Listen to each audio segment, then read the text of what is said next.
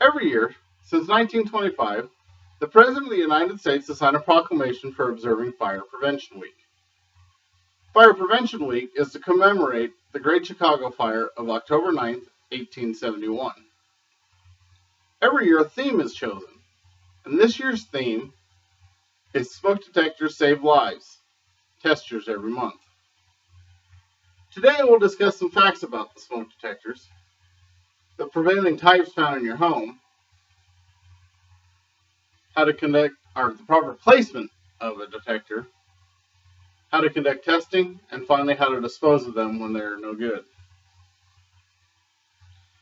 Smoke alarms have a proven history of reducing fire deaths. According to an Underwriters Laboratory report, in 1977, there was 5,865 fire deaths, and 22% of the houses had detectors in them.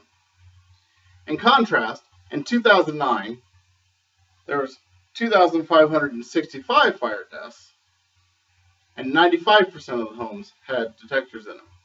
This is a 59% decline in fire deaths in this 32-year period. The two prevailing types of fire detectors, smoke detectors you find in your home, are the photoelectric and the ionization. The first type we'll talk about is the photoelectric.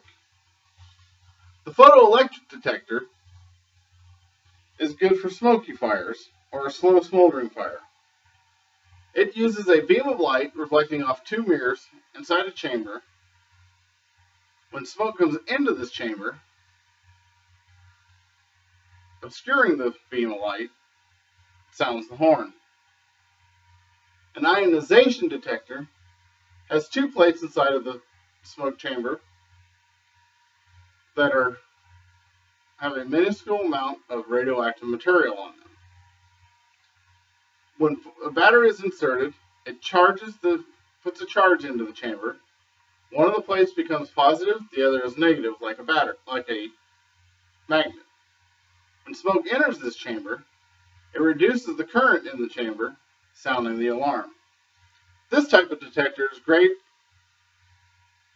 for a flaming fire with low smoke. This information can be found on howitworks.com. Just because you have a detector does not mean that you're properly protected. They need to be properly placed in order to work.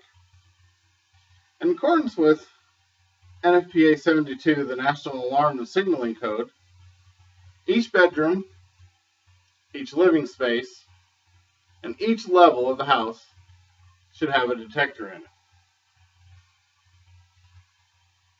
These detectors need to be mounted 12 inches from the top of the detector to the ceiling, and they should be kept 10 feet away from any cooking device such as a stove, microwave, or toaster oven. Ideally, smoke detectors will be interconnected. This can be done by either having them hardwired in, or it can be done wirelessly. Interconnected means when one smoke detector sounds in the house, they all sound, alerting everybody in the house to get out.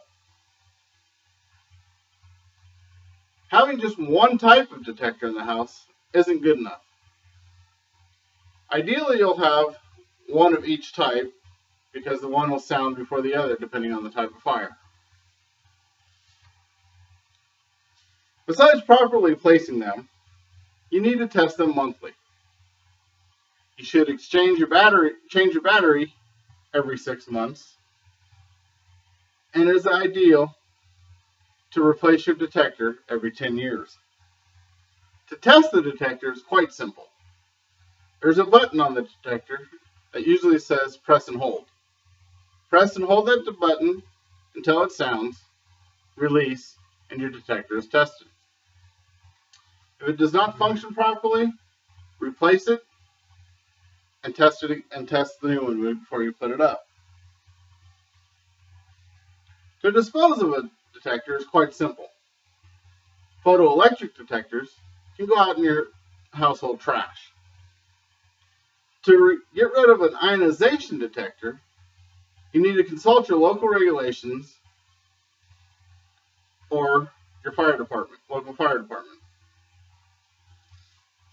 Today, we have discussed some facts about detectors, the two prevailing types, proper placement, how to conduct testing, and proper disposal of a detector.